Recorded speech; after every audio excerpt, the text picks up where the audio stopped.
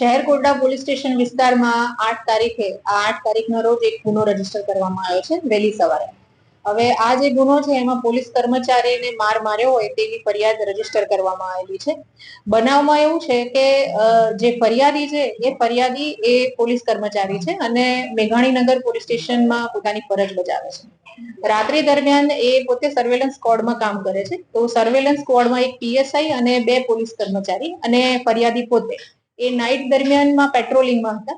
તો પેટ્રોલિંગમાં જે વિસ્તારમાં એ પેટ્રોલિંગ કરી રહ્યા હતા ત્યાં ગાર્ડન છે. એ ગાર્ડન ની આજુબાજુના રહીશોએ ઘણીવાર એવી કમ્પ્લેન કરેલી છે કે રાત્રિ દરમિયાન અહીંયા કોઈ નોટોરિયસ પબ્લિક બેસી રહે છે અને એ રીતની. તો એ વિસ્તારમાં એ લોકોનું પેટ્રોલિંગ ચાલી રહ્યું હતું અને એ પેટ્રોલિંગમાં જે ગાર્ડન છે તે ગાર્ડનમાં આરોપી જે ફરી રહ્યા હતા અને એમને શક જતા એમની પૂછપરછ કરી અને પૂછપરછ દરમિયાન એ પોતાનું નામ કે કશું જણાવતા નહોતા. ત્યારબાદ એમણે એમનું નામ જણાવ્યું અને નામ જણાવતા એમણે જીતેન્દ્રસિંહ અનિરુદ્ધસિંહ જાડેજા એનું નામ જણાવ્યું. 39 વર્ષના છે અને એ મેઘાણીનગર વિસ્તારમાં જ રહે છે. બેઝિકલી એ કચ્છના છે અને કચ્છમાં નલિયામાં છે અને ત્યાંથી એ 12 થી 15 વર્ષથી અહીંયા જ રહી રહ્યા છે અને છેલ્લા એ 12 થી 13 વર્ષ જીટીપીએલમાં કામ કરેલું અને એના પછી એમણે અહીંયા 1 વર્ષથી કન્સ્ટ્રક્શનનું કામ કરી રહ્યા છે.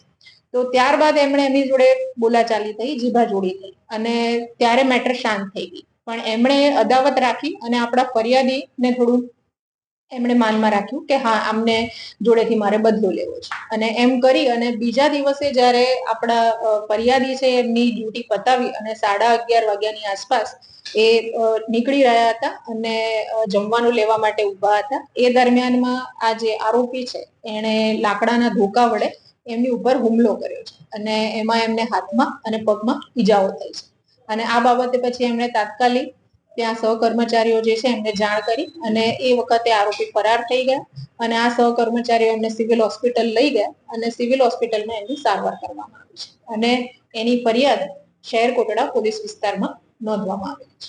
આપના પોતાના પ્લેટફોર્મ લલકારને લાઈક કરો, ફોલો કરો, સબસ્ક્રાઇબ કરો અને શેર કરો.